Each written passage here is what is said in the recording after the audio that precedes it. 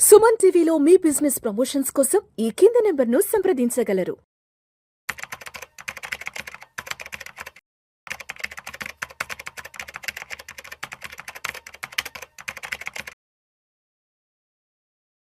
నమస్తే, welcome to Suman TV. నేను విష్ణు. ప్రస్తుతం నాతో పాటు amphi registered mutual fund distributor and certified financial planner Madhavi Reddy గారు ఉన్నారు. మేడం గారితో మాట్లాడదాం. నమస్తే మాధవిరెడ్డి గారు. నమస్తే అండి. మాధవిరెడ్డి గారు, welcome to Suman TV and welcome to weekend market outlook analysis. Thank you. Yes Madhavi Reddy గారు, గడిచిన వారం అంతా కూడా మార్కెట్లు ఆల్మోస్ట్ 4 రోజుల పాటు నష్టాల్లోనే ముగిశాయి. అయితే ఇక్కడ అర్థం కాని విషయం ఏంటంటే ఎఫ్ఐలు మన ఇండియన్ ఈక్విటీ మార్కెట్స్ లోకి కంబ్యాక్ అవుతున్నారు. అది మంచి పాజిటివ్ న్యూస్. అండ్ అదే విధంగా Q1 రిజల్ట్స్ కూడా చాలా పాజిటివ్ ఉన్నాయి. బట్ అయినా కూడా ఎందుకో మార్కెట్లను ఎవరో ఎక్కడో పడగొడుతూ ఉన్నారు. ఏంటి రీజన్ అసలు? ఎందుకంటే మార్కెట్లకు కావాల్సిన అన్ని పాజిటివ్ న్యూస్ మార్కెట్ దగ్గరకు వచ్చేసాయి. బట్ అయినా కూడా మార్కెట్లను కిందకి తీసుకెళ్తున్నారు. కారణం ఏంటి? సో దట్స్ వాట్ అండి. అంటే మన లాస్ట్ 2 వీక్స్ నుంచి చాలా పాజిటివ్ గా అయ్యాయి మార్కెట్స్ అన్ని. బట్ దిస్ వీక్ అన్ఎక్స్పెక్టెడ్లీ ఇంత మీరు చెప్పినవన్నీ కూడా ఇంకా పాజిటివ్ న్యూస్ ఉన్నా సరే మార్కెట్ ఈ వీక్ అంతా కూడా నెగిటివ్ గానే క్లోజ్ అయిందండి. దానికి మనం కొన్ని డీటెయిల్ గా వెళ్దాం. అసలు పాజిటివ్ న్యూస్ మార్కెట్ లో ఏమేమి ఉన్నాయని చూసుకుంటే స్ట్రాంగ్ Q1 రిజల్ట్స్ కానీ, లేకపోతే FIS కంబ్యాక్ దాదాపుగా 2,000 కోట్ల వరకు ఈ 1 వీక్ లో పెట్టారండి. So that is very good news. వాళ్ళు చక్కగా ఫ్రెష్ బయింగ్ అనేది స్టార్ట్ చేశారు. అలానే DIS సపోర్ట్ కూడా బాగానే ఉందండి. వాళ్ళు కూడా 9,000 కోట్ల వరకు వాళ్ళు బై చేశారు. సో ఒకవైపు FIS సపోర్ట్ ఉంది, ఒకవైపు DIS బై చేస్తూ ఉన్నారు. ఇంకోటి ఏంటంటే జులైలో మనకి ఈ కొంచెం ఇన్ఫ్లేషన్ కూల్ ఆఫ్ అయిందని న్యూస్ కూడా మనకు వచ్చింది. అది కూడా మంచి న్యూసే. అలానే ఎందుకంటే ఈ వర్షాలు కూడా కొంచెం బాగా స్టార్ట్ అయ్యేటప్పటికి ఇన్ఫ్లేషన్ కూడా మనకి కూల్ ఆఫ్ అయినట్టుగా మనకి వచ్చింది. సో ఇంత పాజిటివ్ న్యూస్ మనకి జరుగుతూ ఉన్న ఈ వీక్ మాత్రము మనకి లాస్ట్ 4 డేస్ నుంచి, లాస్ట్ 4 సెషన్స్ నుంచి నెగిటివ్ గా ఉందండి. దానికి మెయిన్ రీజన్ ఏంటంటే క్రూడ్ ఆయిల్. అంటే మార్కెట్స్ ఎంత పాజిటివ్ గా ఉన్నా క్రూడ్ ఆయిల్ దగ్గరే ఆగిపోయినట్టుగా కనిపిస్తుందండి. ఎన్ని పాజిటివ్ న్యూస్ వచ్చినా అంటే market wanted the crude oil should be at $80 దగ్గర ఉంటే అప్పుడు మార్కెట్స్ అప్పుడు పాజిటివ్ గా వెళ్తూ ఉన్నాయి అనేది కన్ఫర్మ్ గా ఇప్పుడు ఈ రోజు ఈ లాస్ట్ వీక్ జరిగిన దీన్ని బట్టి మనం ఒకటైతే కన్ఫర్మ్ చేసుకోవచ్చండి. మార్కెట్ కి ఇంపార్టెంట్ అయిన 2 థింగ్స్ ఏంటంటే ఒకటి క్రూడ్ ఆయిల్, ఒకటి రూపీ. ఈ రెండే జరుగుతున్నాయండి. సో ఇప్పుడు క్రూడ్ ఆయిల్ ఎప్పుడైతే $87 కి వెళ్ళిపోయిందో మళ్ళీ $90 కి దగ్గరకు వెళ్ళిపోతుంది అని ఎప్పుడైతే మార్కెట్స్ చూసాయో ఇమీడియట్ గా నెగిటివ్ లోకి వచ్చేసాయి. దానికి మెయిన్ రీజన్ US ఇరాన్ మధ్య ఎలాంటి డీల్ కుదరలేదు. వాళ్ళేమో మీరు మా మాట వినండి అంటే ఇరాన్ ఈస్ సేయింగ్ దట్ మీరే మాకు కాంపన్సేషన్ ఇవ్వాలంటారు. వీళ్ళేమో మా సైనికులు చాలా మంది చచ్చిపోయారు, మీరే కాంపన్సేషన్ ఇవ్వాలని, మా దగ్గర హార్మోజ్ కంట్రోల్ ఉండాలని, US మా దగ్గర హార్మోజ్ కంట్రోల్ ఉండాలని ఇరాన్. ఈ విధంగా వాళ్ళిద్దరి మధ్య ఏ విషయంలో కూడా ఒక బ్లాక్ అయితే వచ్చేసిందండి. ఏ విషయంలో కూడా క్లారిటీ రాలేదు. సో ఆ అన్సర్టనిటీతో మనకి మళ్ళీ క్రూడ్ ఆయిల్ అనేది $87 వెళ్ళిపోయింది. తగ్గేటట్టుగా కూడా అప్పుడే మనకి కనిపించట్లేదు. ఎందుకంటే ఇద్దరు కూడా ఎవరు ముందు తగ్గుతారా అనేది మనకి ఏం అర్థం కావట్లేదు. సో దాని మీద బేస్ చేసుకుని మనకి ఈ రూపీ కూడా ఈ 95.40 దగ్గరే స్టక్ అయిపోయింది. సో ఈ 2 అంశాలతో మార్కెట్స్ కొంచెం ఈ పర్టికులర్ 24,400 అనేది మంచి సపోర్ట్ అనుకున్నామండి. దాన్ని కూడా బ్రేక్ చేసేసి 24,366 దగ్గర మనకి క్లోజ్ అయింది. సో నిఫ్టీ అనేది. సో దిస్ ఈజ్ హౌ మనం నెక్స్ట్ వీక్ అయితే ఇంకా కొంచెం ఈ క్రూడ్ ఆయిల్ కానీ ఏ మాత్రం మనకి $80 దగ్గరకు కానీ వచ్చే అవకాశం ఉన్నట్లయితే you can see markets can go back to again 24,650, 24,800 కూడా వెళ్ళే ఛాన్సెస్ ఉన్నాయండి. బట్ ఇప్పుడు మన మార్కెట్స్ ని హోల్డ్ చేస్తున్న ఒకటే అంశం ఏంటంటే crude oil and rupee depreciation అని చెప్పొచ్చు. సో మాధురెడ్డి గారు, అదేవిధంగా మార్కెట్లని ఈ రీసెంట్ టైమ్స్ లో బాగా అంటే మార్కెట్ లో బాగా టాక్ ఆఫ్ ద డిస్కషన్ వస్తున్న టాపిక్ ఏంటంటే CAS కి సంబంధించి కూడా పెద్ద డిస్కషన్ నడుస్తుంది కదా. సో దీని గురించి ఏం చెప్తారు? షూర్ అండి. అంటే ఇప్పుడు మార్కెట్ లో కొంచెం హోల్డ్ చేస్తున్న అంశం కూడా ఇదే అని కొంచెం అనిపిస్తుంది. క్లోజింగ్ ఆప్షన్ సెషన్ అనేది ఎప్పుడైతే వాళ్ళు ఇంట్రడ్యూస్ చేశారో అప్పటి నుంచి కూడా కొంచెం ట్రేడింగ్ వాల్యూమ్స్ కూడా తగ్గినట్టుగా మనకు కనిపిస్తున్నాయండి. అంటే అసలు ఈ CAS గురించి మనం ఒక వీడియోలో కంప్లీట్ గా ఒకసారి మనము వాళ్ళకి ఐడియా అయితే ఇద్దామండి. సో ట్రేడింగ్ అంటే ట్రేడింగ్ మీద ఇంపాక్ట్ పడింది. ఎందుకంటే క్లోజింగ్ ఏదైతే ప్రైస్ ఉంటుందో దాని మీద బేస్ చేసుకుని P&L అకౌంట్స్ ఉంటాయి, దాని మీద బేస్ చేసుకుని NAV ఉంటుంది. బట్ నాట్ ఆల్ అండి. ఓన్లీ ఏవైతే డెరివేటివ్స్ లో పార్టిసిపేట్ చేస్తున్న ఏవైతే స్టాక్స్ ఉన్నాయో వాటికి మాత్రమే ఈ రెస్ట్రిక్షన్స్ వచ్చాయి. But that is impacting a lot to the markets, especially traders అయితే చాలా ఇబ్బంది పెడుతుందండి. ఒక టైంలో అసలు వాళ్ళు ట్రేడింగ్ కూడా ఆపేది, ఎస్పెషల్ రీటైలర్ ట్రేడర్స్ నండి. అంటే ఇన్స్టిట్యూషనల్స్ కి ఎక్కువగా బెనిఫిట్ అవుతుంది దీనివల్ల, రీటైలర్స్ కి అయితే అసలు బెనిఫిట్ అవ్వట్లేదని వాళ్ళైతే కొంచెం ఎగెనెస్ట్ గానే ఉన్నారండి. ఇంకా సెబీ కన్సల్టేషన్స్ అయితే జరుగుతూ ఉన్నాయి. రైట్. అండ్ అదే విధంగా ఇవాళ జరిగిన ఒక కీలక విషయాల గురించి మాట్లాడుకోవాలి. 80వ స్వాతంత్ర దినోత్సవ వేడుకల్లో భాగంగా ఎర్రకోట వేదికగా ప్రధాని నరేంద్ర మోడీ గారు కొన్ని కీలక వ్యాఖ్యలు కూడా చేయడం జరిగింది.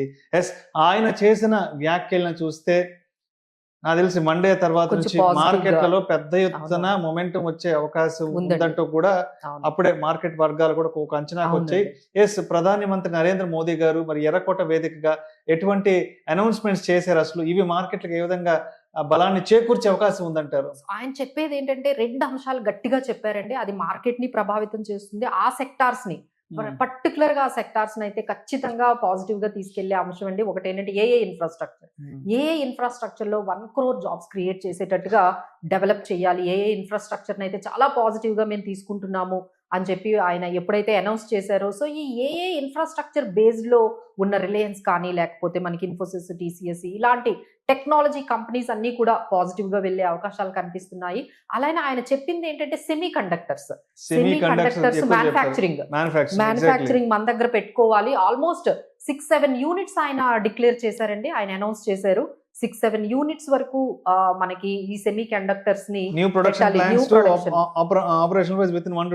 to 2 years లోనే అసలు ఆపరేషన్స్ కూడా స్టార్ట్ చేయాలని చాలా అగ్రెసివ్ గా ఉన్నాయి. ఈ రెండిటి గురించి మనము మార్కెట్ లో అయితే దీనికి సంబంధించిన ఈ సెక్టార్స్ గానీ, దీనికి సంబంధించిన కొన్ని స్టాక్స్ ఉంటాయండి. స్టాక్స్ లైక్ మనకి డెక్సాన్ టెక్నాలజీస్ కానీ, లేకపోతే మనకి కొన్ని ఏఏ అంటే సెమీ కండక్టర్స్ సంబంధించిన సిజీ పవర్, అలానే ఎందుకంటే ఇప్పుడు ఏఏ కానీ, ఈ డేటా సెంటర్స్ కానీ, సెమీ కండక్టర్స్ కానీ చాలా పవర్ ట్రాన్స్మిషన్ అవసరం అవుతుంది, పవర్ మనకి రిక్వైర్మెంట్ ఉంటుంది. సో ఈ పవర్ స్టాక్స్ కూడా మేబీ మండే మనం చూసుకున్నట్లయితే ఈ టెక్నాలజీ స్టాక్స్ ఏఏ మీద ఎవరైతే ఇన్ఫ్రాస్ట్రక్చర్ మీద కొంచెం ముందుగా లీడ్ తీసుకున్నారో, మహీంద్రా అండ్ టెక్ కానీ, టెక్ మహీంద్రా కానీ, ఇలాంటి హెచ్సిఎల్ టెక్ కానీ, ఇలాంటివన్నీ కూడా కొంచెం పాజిటివ్ గా మార్కెట్స్ అయితే మనం చూడాలి. తర్వాత న్యూక్లియర్ ఎనర్జీకి సంబంధించి కూడా target of 100 GW capacity by 2047 with 5 new reactors operational with in the next 6 to 7 years. అదేనండి, దీనికి ఫాలోడ్ బై, ఎందుకంటే ఇప్పుడు మనం సెమీ కండక్టర్స్ చేయాలన్నా, ఏ ఇన్ఫ్రాస్ట్రక్చర్ కావాలన్నా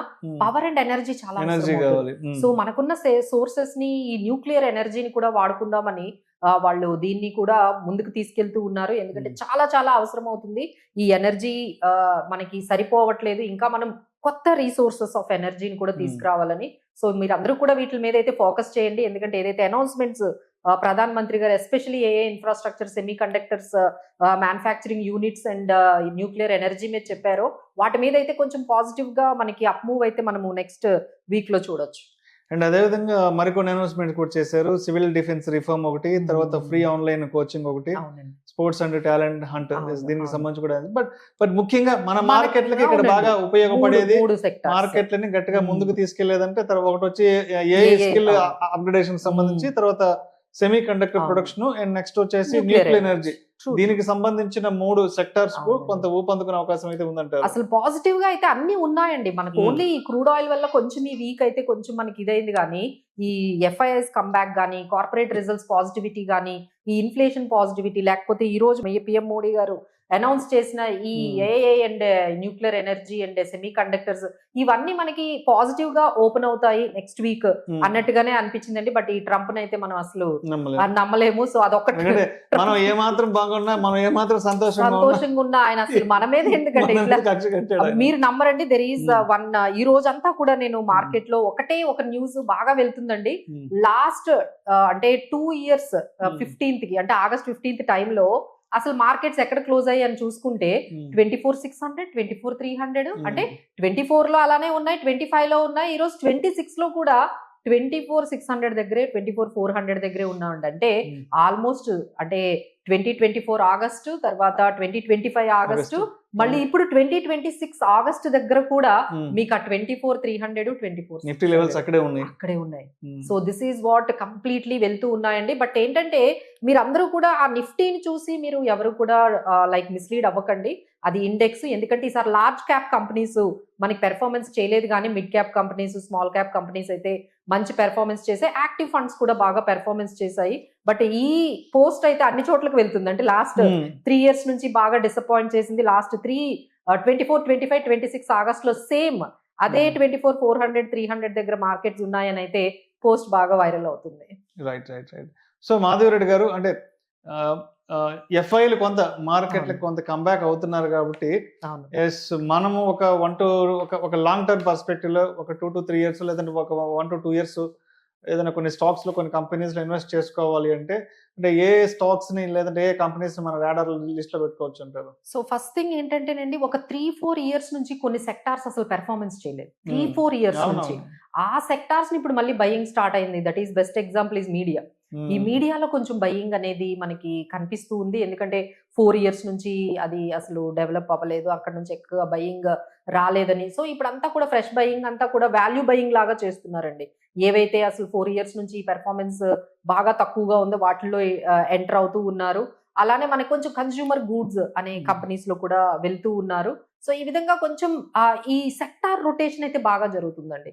సో ఈ సెక్టార్ రొటేషన్ లో ఏవైతే ఈ పెర్ఫార్మెన్స్ లో కొంచెం వెనకబడి ఉన్నాయో ఓ 4 years నుంచి వాటిల్లో మళ్ళీ స్పెషల్ గా కొంచెం ఫ్రెష్ బయింగ్ అయితే జరుగుతుంది.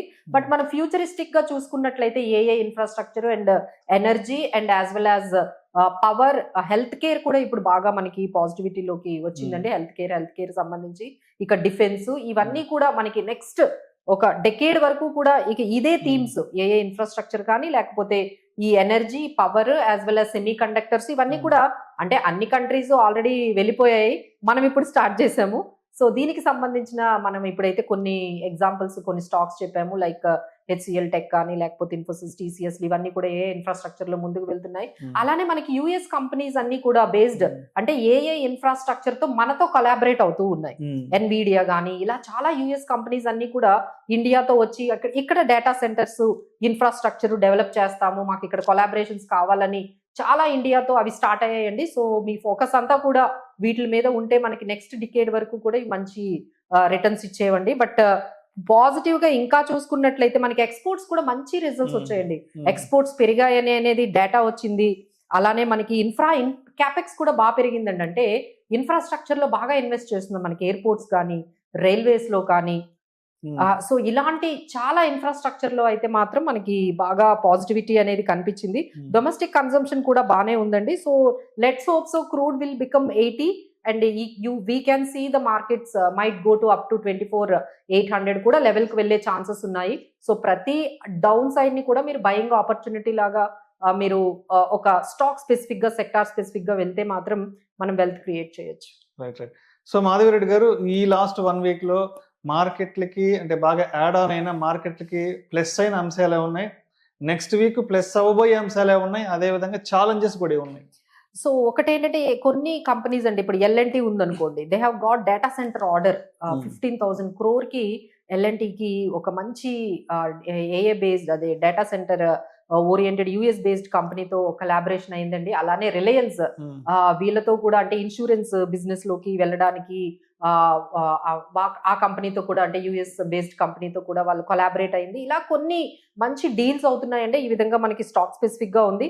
ఇంకొకటి ఏంటంటే మనం ఈ వీక్ కొంచెం బ్యాక్ తీసుకెళ్ళింది ఏంటంటే టాటా మోటార్స్ లో మనకి చంద్రశేఖరన్ గారు ఆయన కొంచెం ఎగ్జిట్ అయ్యారు.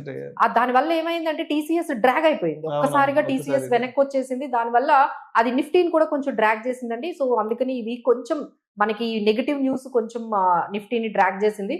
But maybe we can see that everything will stabilize in next week. Thank you so much Madhavi Reddy garu. Thank you.